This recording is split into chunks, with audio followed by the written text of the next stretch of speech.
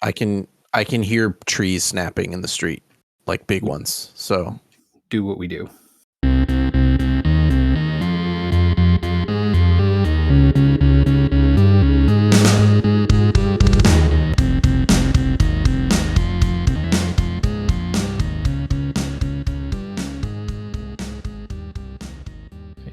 As okay as anyone can be when the weather is trying to kill you.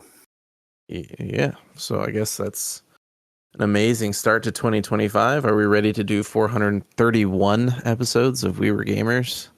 We back. Podcast. We're back. We'll just start. Break. We'll just start with one. We'll get up to the 431 other ones later. Yeah, I know, right? Yeah, it could have been maybe this is season 2. They have a system with Apple Podcasts and I think other podcasts now where you can separate things by season. So maybe, this is season 2 because it's a 1 and it's the first of the year and it all lines up. Oh man, what season would we be in if we separated into seasons? I think you'd think we're in the age of eras. Is that now. research? Yeah. I was going to say, you got to go by eras for sure. We're like Taylor Swift, you got to pick like which era we're in our lives. I mean, you're even dating yourself there, right? I mean, Swift is not. Is she? Her eras is over. It's over. Just the tour shows what I know. Yep, exactly. Hello, welcome to 2025, gentlemen.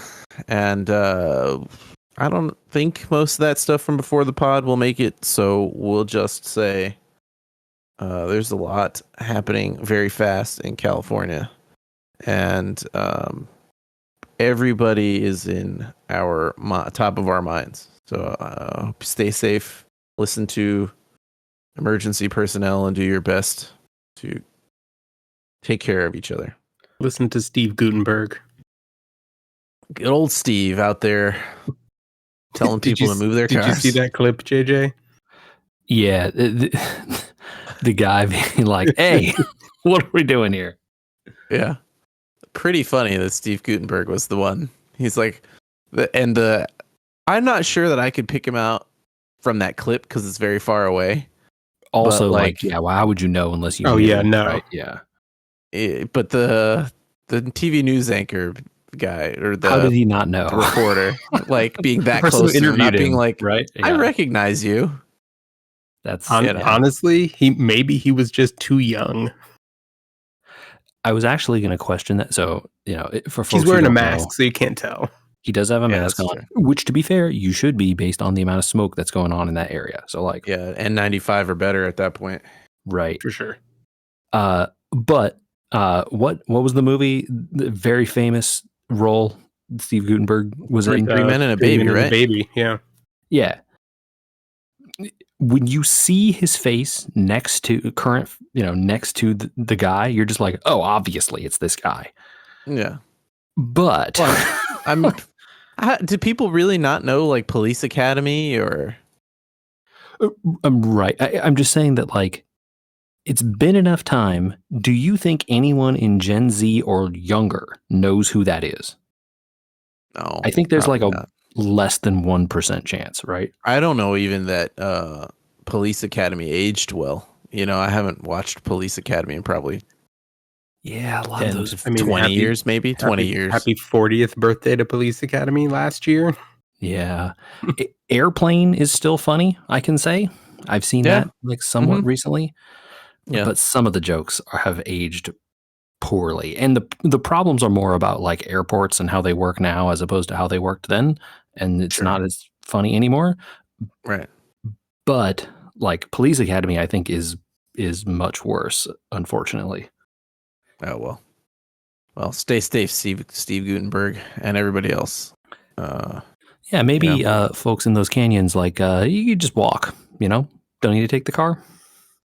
Well, dude, you get out. However, if people tell you to go, just do it. Anyway. Well, I'm just saying, it seems like a lot of those roads are clogged with abandoned cars. So, fair enough. What a way to start the year! It's gonna, I thought last year was a difficult one. I really hope this isn't a sign of things to come. More on that later. 2025 is here, but we're going to talk about 2024. We had a nice What week a better off. time to reflect on 2024. Yeah. Little escape. Yeah. It's our annual thing of the year. It doesn't have to be a game. And often I ruin it by making it not a game. Michael joined me last year in making it not a game. So we'll see what happens. I will spoiler you, Andy. I'm not going to try and out deep you this year. Oh, okay. Fair enough. Look, I suspect as this podcast continues, assuming that it does continue, we are going to be less and less likely every year to pick games. Based on the content of this podcast, the volume of games being played by the people on this podcast, and just like, what's going on in lives, it's like, hey, let's just pick like, Michael, are you going to pick as your thing of the year a video game over a birth of a child? Oh, the last year? Yeah. Yeah, probably not. Probably not. Probably Andy, not. Are you going to pick a video game over like, your kids' first, your kids, like, let's say like their 8th grade promotion to high school or whatever, right? Like, no, probably not. I know that's a way. That's what this year brings. That's a ways off. I don't know, but like, are video games likely to be better than that? This year is the year I really did 2024. When we say this year, we're going to say this year a lot, I think, in this podcast. The year in question, 2024, was the year I would say that I really did start to share games with the kids. They, one of them started playing Minecraft in school last year, 2024. One of them, wanted to sit down and eat and participate in Pokemon being a game. We started playing Astro's Playroom as a family. We, did Mario Party, Mario Kart, a lot more of that. See, I know all these things, JJ, and I know why. I know all these things because I have my 2024 film, game, TV book. I guess I need to switch that to book, audiobook, based on the online discussion we've been having. More another episode on that, I guess. Yeah, I was going to say, I'm happy to have that discussion if you want to, but we're not here. No, I wrote it down for another episode because we always run late on this one anyway. Yeah. So tease for next time right up front.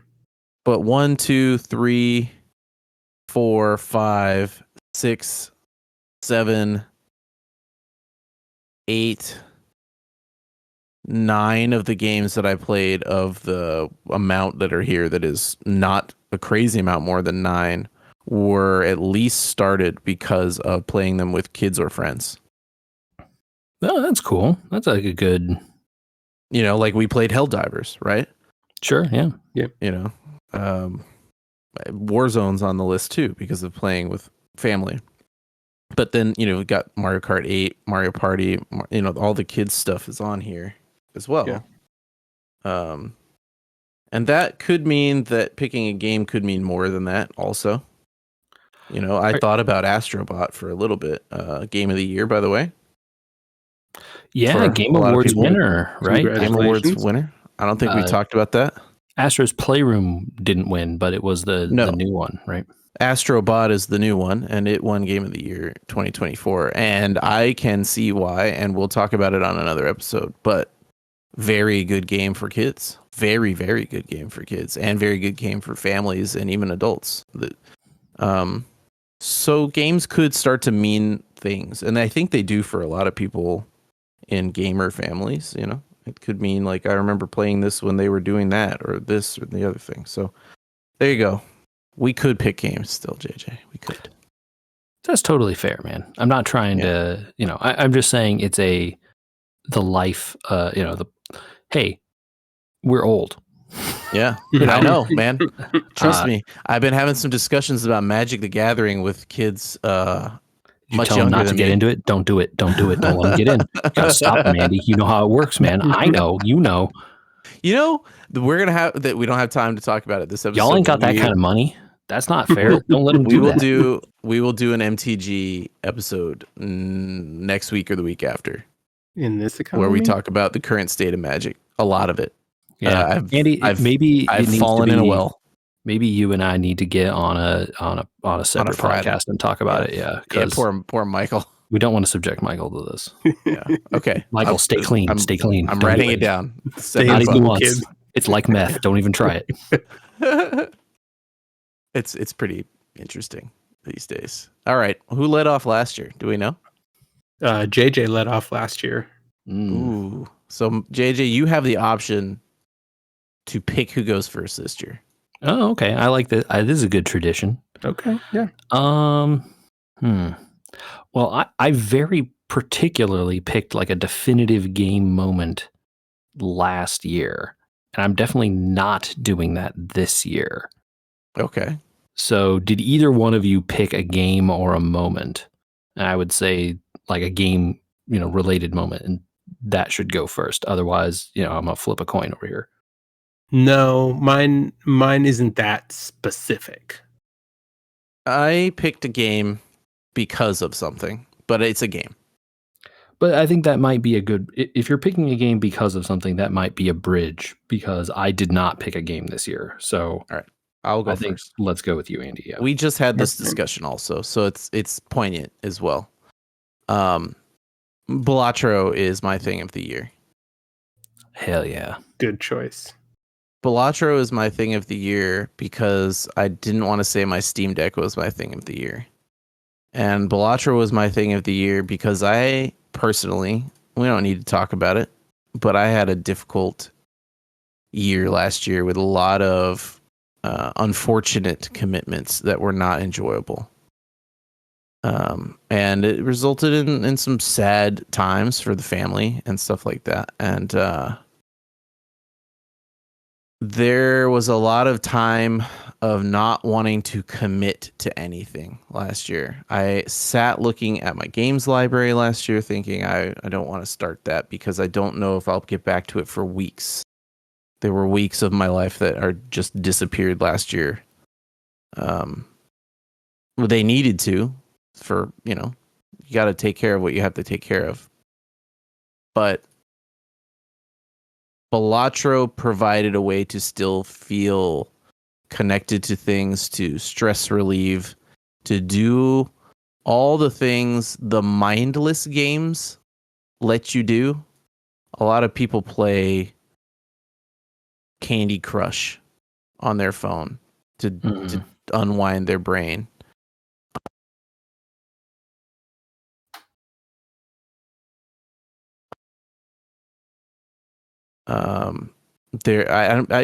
Everybody's played a game like that, right? Like Angry Birds. That's not sure. Yeah, not a thing that is particularly challenging. Time wasters. Really no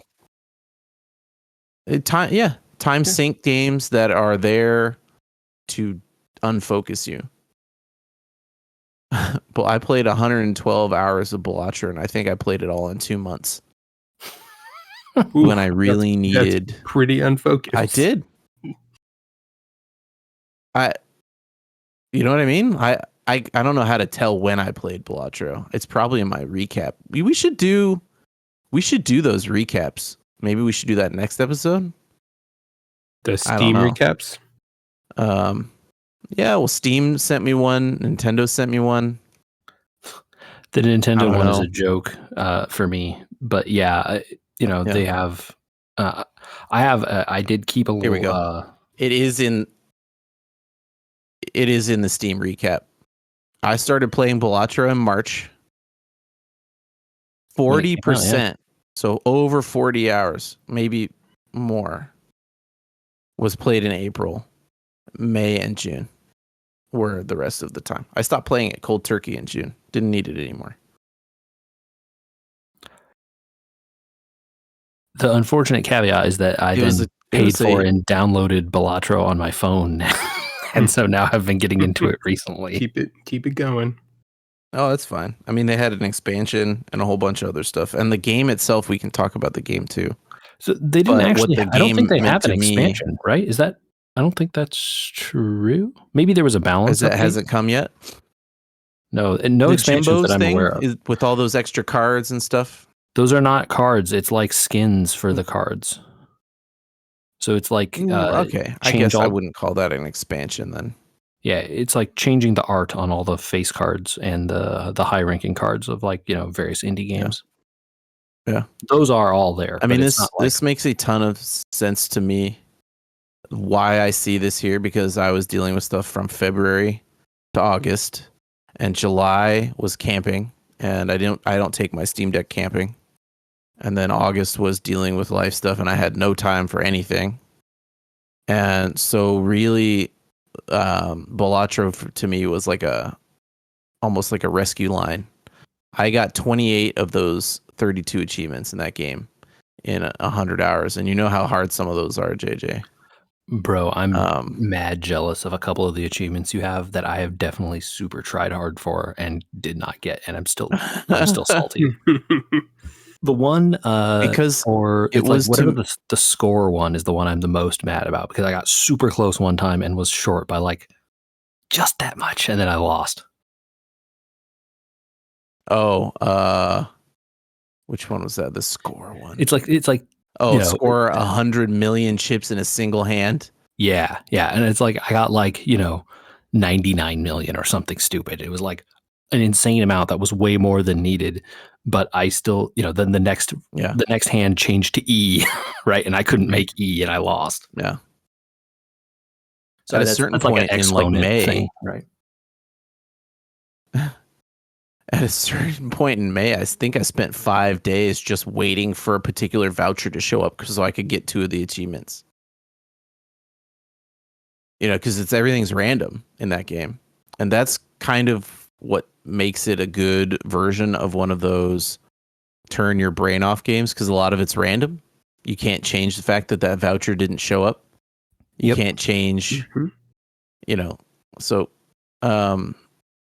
going for particular things like win a run on gold stake, you got to focus. You got to sit down, and you can't think about anything else outside of this game while you try to do a lot of figuring how to accomplish something, right? Yeah, but at the same time, you could just be like, well, this is a run, or this is the day I'm going to spend all my runs thinning my deck to 20 or fewer cards. That's it. That's my job today. I'm going to complete that. And Balatro was that attainable, loose game that didn't have the feeling of a game that wanted me to be playing it forever, because it was a mobile game that needed me eventually to buy some sort of digital currency from it, or to, spend hours and hours and hours and hours matching, or to spend, just my time for no reason and no gain or no accomplishment. Mm-hmm. Balatro took a really good idea. What if there was this roguelike deck building craze, and we just sort of made it simpler? It's less, it's probably like on par with like a Monster Train. It might even be simple. It's probably even simpler than Monster Train. And I would consider that pretty simple. I think the game, I don't know, simple. But yeah, Monster Train has a lot going on. A Monster Train is like a lot closer to Slay the Spire than Balatro. And I think Balatro is in some ways more simple, but also it's operating on kind of a different axis, right? It is. It's 100% is. And the idea of like keywords and all these things being removed, right? Like cards matter, jokers matter. Like the things that you look at are your keywords. That's it. Don't worry about the rest of it, right? You don't need to like, well, if I draw my card that gives me first strike, and I do this with that, and it combos with these terms and those terms, and are they diamonds? Are they spades? Are they? Yeah, exactly. Simple.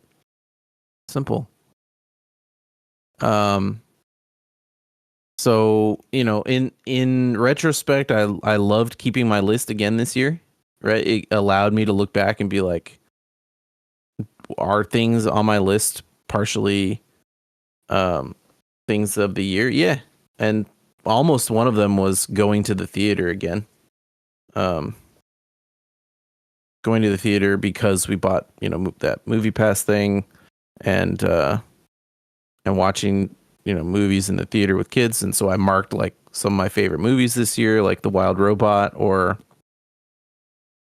Godzilla -1, which I watched on Netflix, or my favorite games of the year in my list, JJ, like Astrobot or Balatro. Or, I even went back through my list this year and said, this really was the year of TV shows. Alongside Balatro, I was able to watch TV shows or whatever to take my mind off stuff. Because if I sat down to watch TV, my mind would start to wander. So it was really a good pick for Balatro this year. It was like a game I really needed this year. And, and my list basically says that everyone should go watch Scavenger's Reign, because it's the best thing on my list from this year. There you go. Okay. Thing of the year, 2024. I don't want to get too deep into why and how and. So I think, Andy, this means was not you. Great, but you have to pick who goes next. I do? No, because don't I pick next year also? Well, you went first, but now you pick who's second, right? All right. Well, let's put JJ second. JJ, you spoke up too quickly. Put yourself in the limelight. Putting my hand up, now I get slapped. That's how it goes. That's fine. Mm-hmm. I think worth mentioning, this was a momentous year for me and my wife, as we both turned a big round number. Yes, indeed.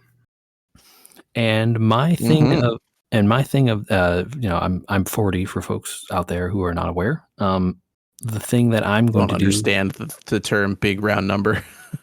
If they don't know which round number we're talking about, right?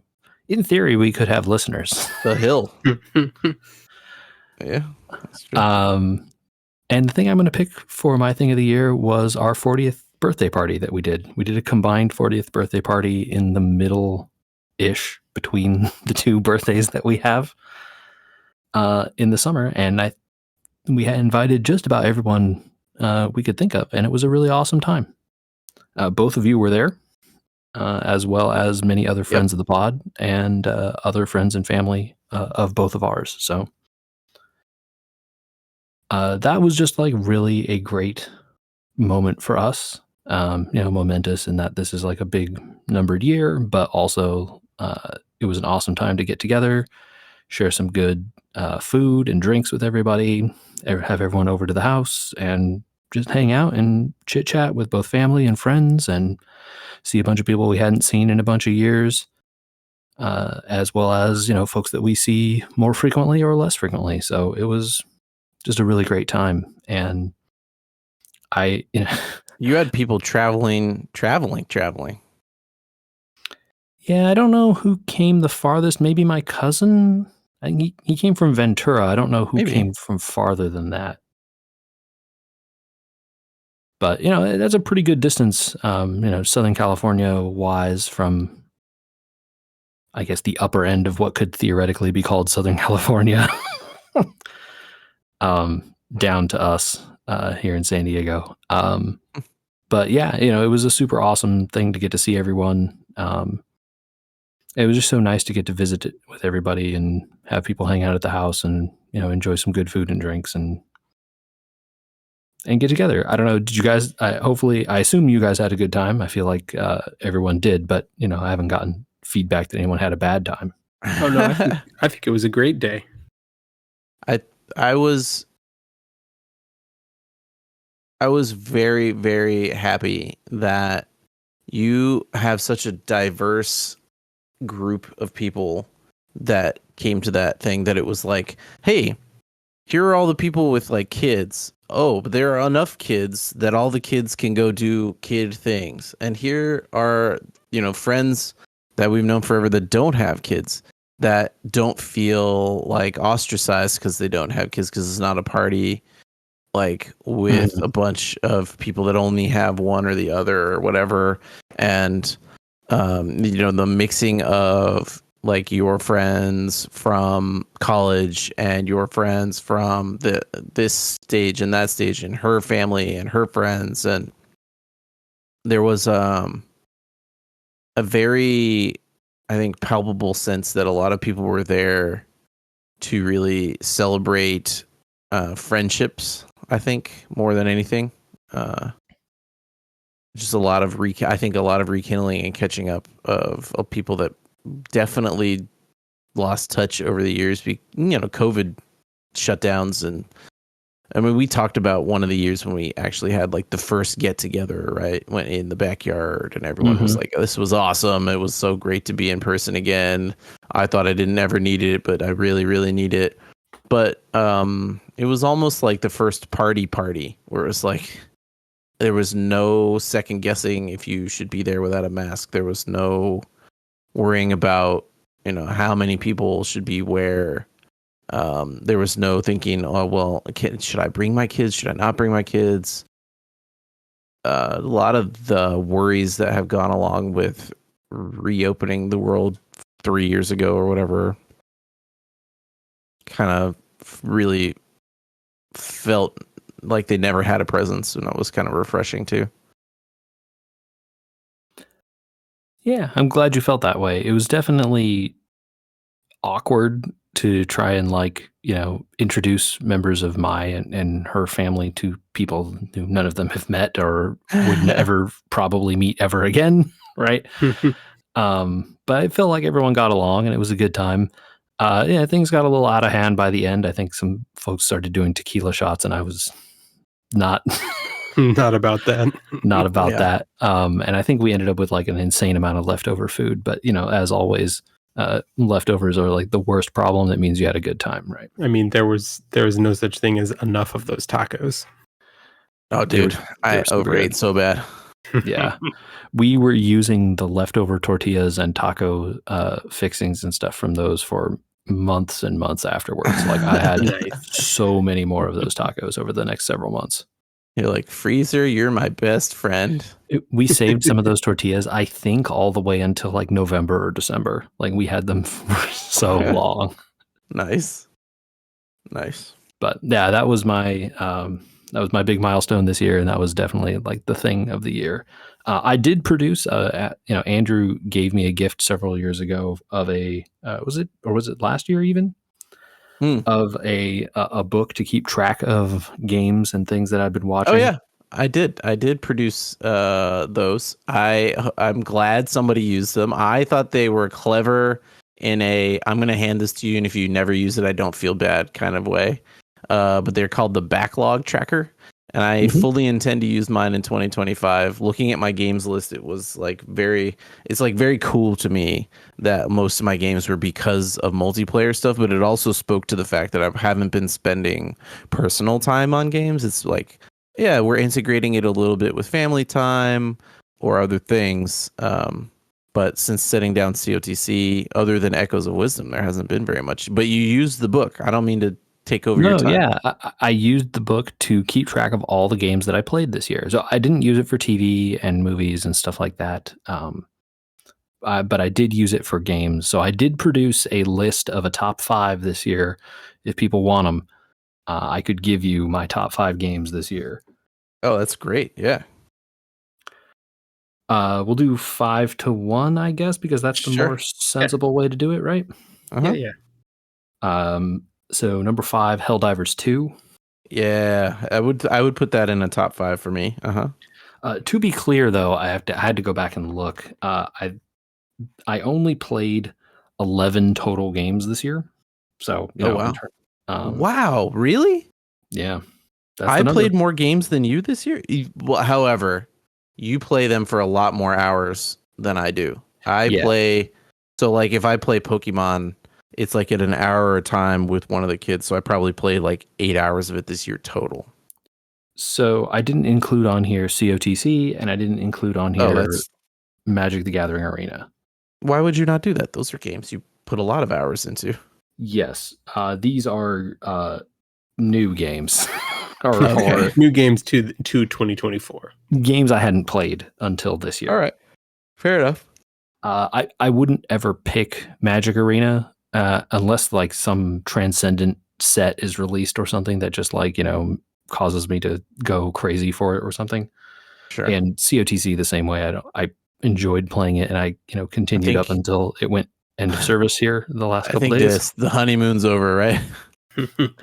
And I had a great time, but yeah, it's not like it wouldn't show up on this kind of a list. So we're talking 5 of 11. So but Helldivers 2 is number 5. Mm-hmm. Did have such a great time playing that with you guys, you, Andy, your friends, and whoever else.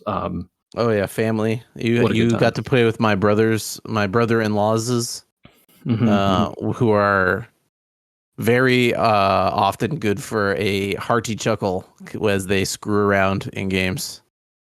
At least one of them is much better in that game than me, and then the other one, I'm not clear what they're doing. Yeah. Number 4, Elden Ring Shadow of the Erd Tree. That's a DLC, spicy to put on a top game. But I feel I spent enough time that it's worthy of a game. I did also replay Elden Ring this year in preparation for that, so I felt like that counted. Man, that DLC is so good, except for the last boss is such bullshit. Man, I hate that fucking guy. Oh man, bleep that out. Well, there you go. That's the kind of boss that boss was. Number 3, Warhammer 40k Space Marine 2. Andy, you gotta play that game, dude. We didn't get any time over break to play games, did we? I was around, never saw you online, so yeah. This is what goes back to your statement about is games on things of the year, because as it always make that is. time. Yeah. Number 2, Balatro. Yeah. For all the reasons Andy said, that game is just unbelievable. Oh. And number 1, Metaphor ReFantazio was my favorite game. Oh, there you go. Echo's not on your list. That's fun. No, I guess. how far have you gotten in Echoes, Andy? I haven't finished it. If I had to do a top 5, it would be currently probably in 4th place, because I would do Mario Kart 8's New Tracks as number 5. Then probably Echoes of Wisdom, then Helldivers, then Astrobot, then Balatro. That would be my top 5 to 1. Very fair choices. Yeah, Astrobot's real good. I can't wait to talk about it next week. All right. Well, I think the people have heard enough from me. Yeah, bringing it up. You had to go in the sandwich last time, so now you get to be the caboose. Okay, I can do that. I like that you brought it up, Andy, because I had a lot of the same feeling as you that caused you to pick Balatro, in the looking at your games library and thinking, I really want to play some of these, but I don't have the time to really give it that it deserves. Yeah, the mental energy and the time can be a real. We gotta do better about, like, okay, this is my time to do this thing. I know JJ, you probably don't have that issue as much, but I understand. It's gonna be a little harder. Yeah, I know it's gonna get worse before it gets better. Yeah. But had I had the time to sink into it, I feel pretty confident saying that it's likely Horizon Forbidden West would have been my thing of the year. Yeah, sure. But I'd kind of step back, and it took me a while to figure out something that I would pick as a thing of the year for this year. And so I have something that's kind of in 3 parts. One, it's 3 examples of the same thing. One that we completely finished, one that we are almost done with, and one that came out right at the end of the year that is the next thing I'm going to start. And that is sweeping epics. Oh, you've been reading, huh? Well, no. So only one of them has to do with books. So the one I'll lay them all out first, and then we can touch on each one. You're a big fan of. Go ahead. The one that we finished was Shogun. The one that we are almost finished with, we just have a couple episodes left, is Yellowstone, the final season of Yellowstone, and we've watched almost all the seasons in this year. And then the one that I'm about to tackle is the last piece of the first arc of Stormlight Archives, Brandon Sanderson. I am reading that now. I finally got through my reread of book 4, and I've just started dipping into 5. So okay, man, you really are just love to spend the time, huh? Yeah, I appreciate good world building, whether it's grounded and these are they're totally different settings, right? One is essentially present day in Montana. One of them is Shogunate Japan, or just before Shogunate Japan, and then one of them is total fantasy, right? But it's all really, really solid world building, and a world that you want to keep diving into at every opportunity. So we talked at length about Shogun and how much we all liked it and what they did, and scratched our heads together over where they're going to go with a second season. Still unclear to me why they would do that. Sure, but that decision it doesn't take anything away from how good this one single season was. Oh yeah, it's totally funny. right. It's funny to say they killed off characters. It's like, well, historically those people died. Historically, all people die. Yeah, well, but it's like, oh, I wish that character could be around more. And I know some of them are made up, and I know some of them are amalgamations and all that sort of stuff. But a lot of the people that didn't make it through the show are not gonna, not gonna have made it because of history. So in that time of history, right? Everyone lived for 40 or 50 years at most, too, right? So we just toured one of the California missions, and it was like, well, that person lived 110 years in the 1700s. Whoa, what happened here? It was stood out so much. Bad record accounting is what happened. Yeah, probably. Yeah. Who knows when they were born, right? Right. Yeah. But epics. All right. I mean, the man likes a spun yarn. Yeah, JJ, you've watched Yellowstone, haven't you, or most of it? No, my wife has. Oh, that's what it not is. Me. Okay, yeah, I know it enough.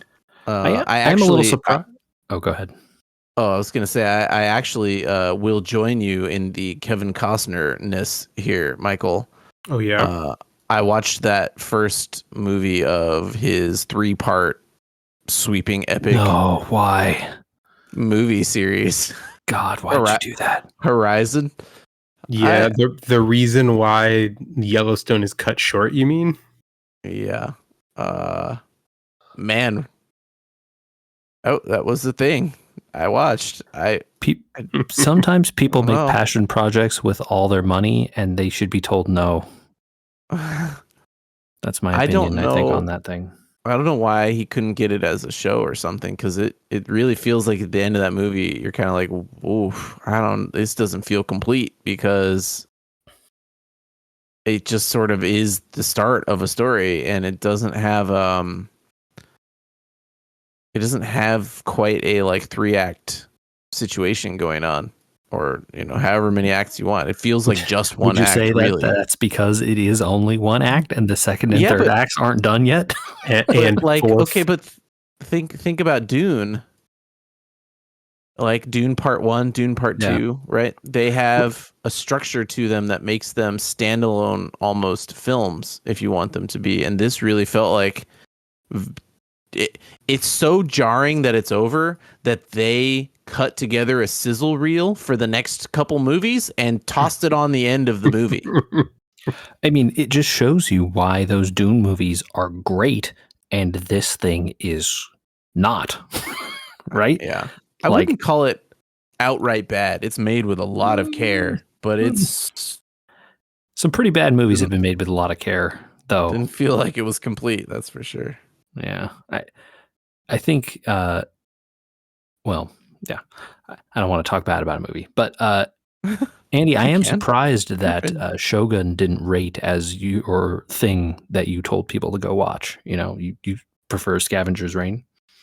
I really, really think that if animation and storytelling could look at Scavenger's Reign for a little bit, I'm trying to watch that like Vinland Saga show. Speaking of epics, it's also an epic. And it really just goes to show you like the animation and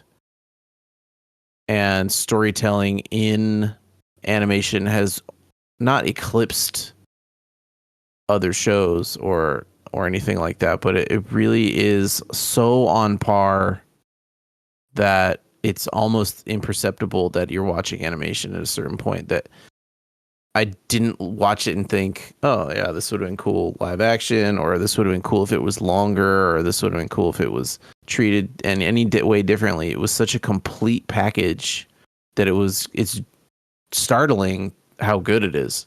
It's when you're just praying for these people to make it through this planet, and connecting with characters that are animated like that is hard to do. I watched, Boy and the Heron this year, and while it's like a very good story about during the war and post-war Japan, it doesn't have that like visceral connection that I developed to the characters in Scavenger's Reign.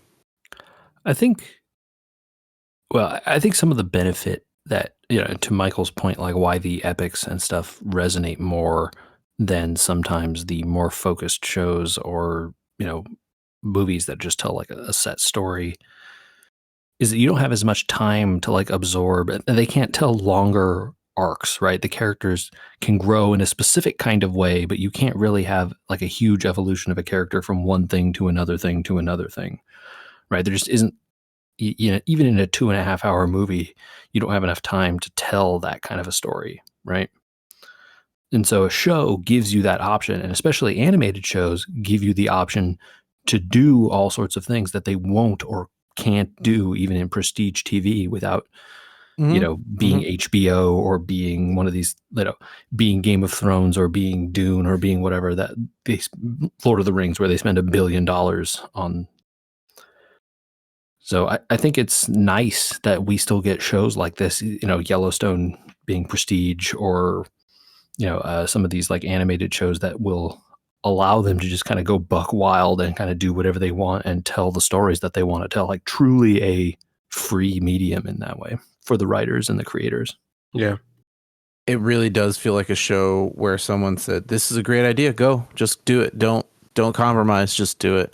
And you're kind of left with the end thinking like, God, I wish there was more. But at the same time, there doesn't need to be ever. Right. It's one of the, I just wanted that world building and the character building and all these things to continue, where you like, you really don't get the rug pulled out from under you because of a trick. You just see what's coming, or like characters are who they say they are, but you hope they're not going to do the things that they do. And just, it's, I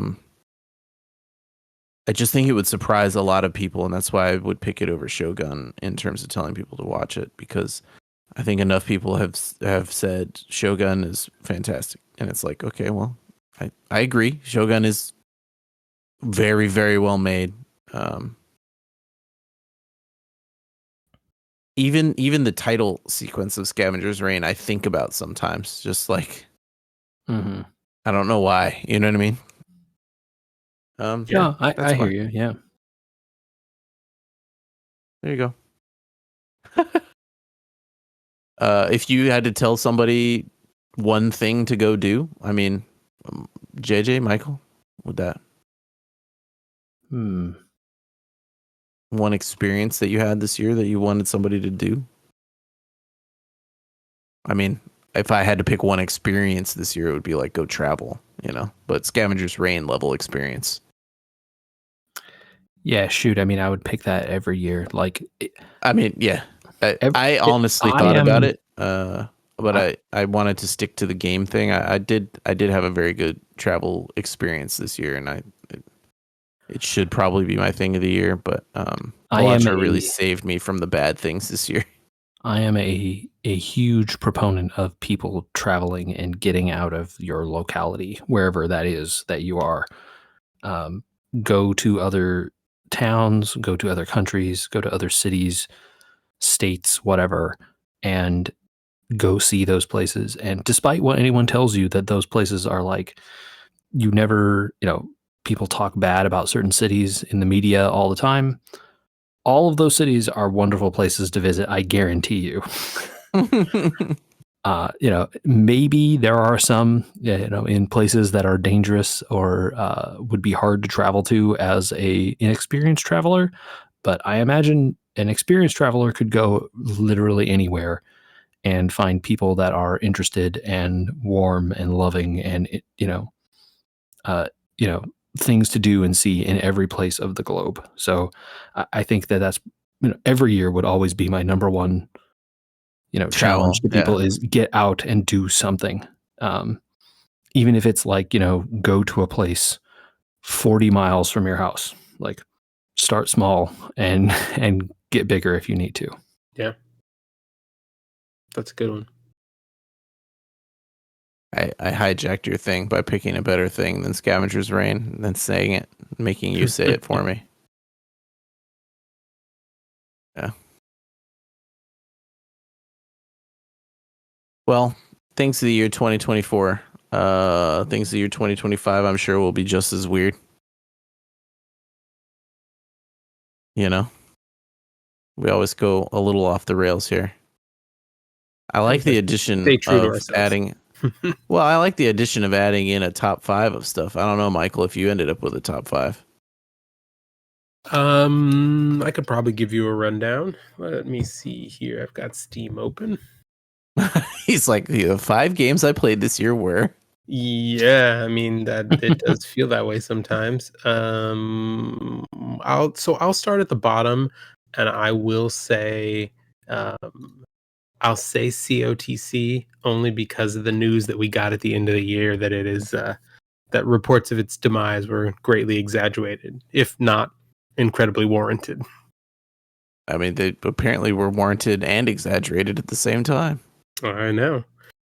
So up from there at 4, I would probably put Axiom Verge. I played a little bit of that in the springtime and really enjoyed it. Fun Metroidvania.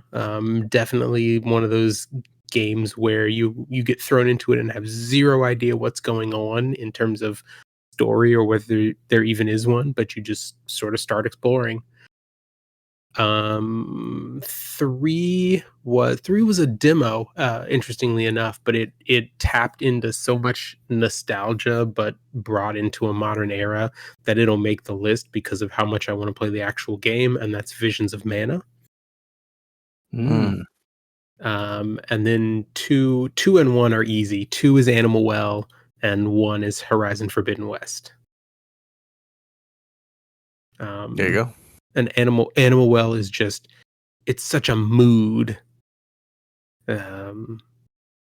Just the game itself and its aesthetic, that it really draws you into the little world that they've built.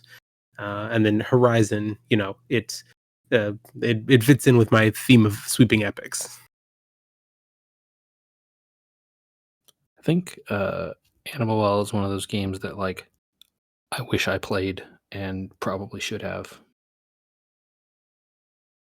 It's I think it's in my Steam library. I think it came to me during a recent edition during the Christmas time.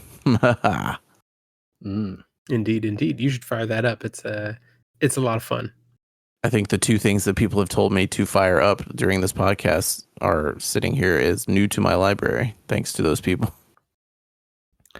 I definitely played gifts from both of the other people on this podcast. I actually beat one of those games during that break. So, oh wow, Valkyria Chronicles 4, done.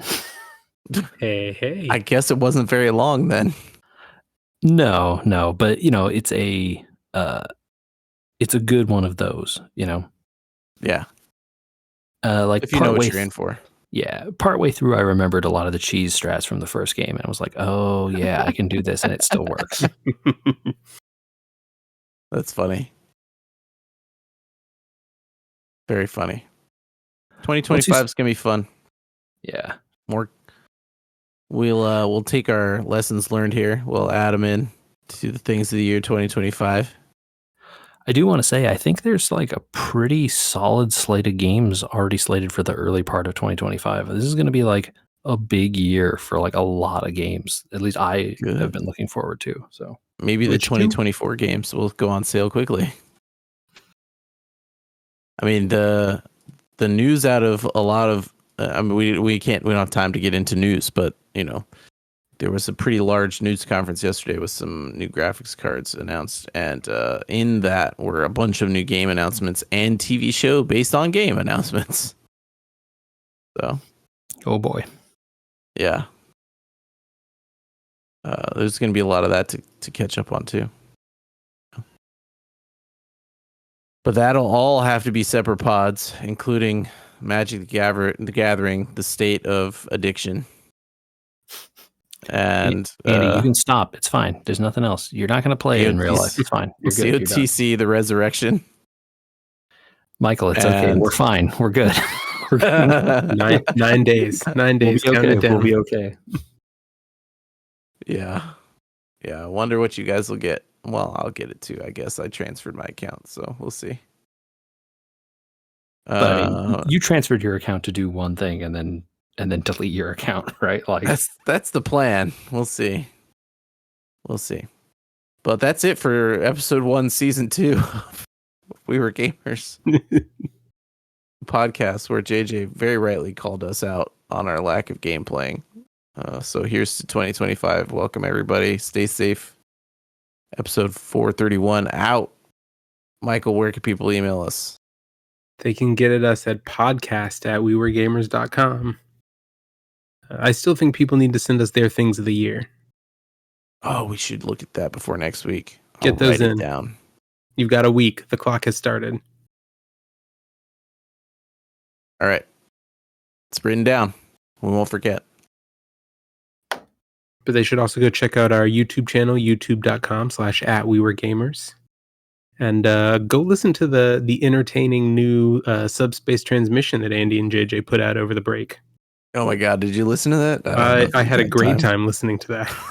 Andy, what are you? Come on, man. What you saying? We did a bad job? It was great. Specifically, we did a great job talking about people doing a bad job. Yes, that's the issue. The issue is those episodes were terrible. They were entertaining in a way. It was a fun episode. I would never do that concept ever again, though. No, we're good. We did that. We're done.